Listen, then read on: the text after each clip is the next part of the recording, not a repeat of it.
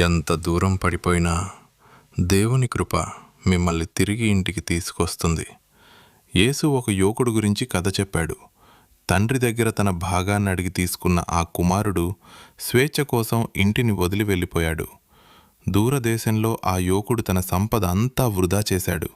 డబ్బు పోయింది, అతనితో ఉన్న స్నేహితులు పోయారు. అప్పుడు దేశంలో తీవ్రమైన కరువు వచ్చింది. ఆ యువకుడు ఆకలితో పందులను మేపే పనికి దిగాడు. పందులు తినే ఆహారం కూడా అతనికి కావాలనిపించింది. అప్పుడు అతనికి తన తప్పు అర్థమైంది. విరిగిన హృదయంతో తండ్రి దగ్గరకు తిరిగి వెళ్ళాలని నిర్ణయించాడు. అతను ఇంకా దూరంలో ఉండగానే తండ్రి అతన్ని చూసి పరుగెత్తి వచ్చాడు. ప్రేమతో అతన్ని ఆలింగనం చేసుకున్నాడు. ఈ కథ మనకు ఒక సత్యాన్ని చెప్తుంది. దేవుని కృపకు మించిన పాపం ఏదీ లేదు. విరిగిన వినయమైన హృదయం దేవుడు కోరుకునే నిజమైన బలి.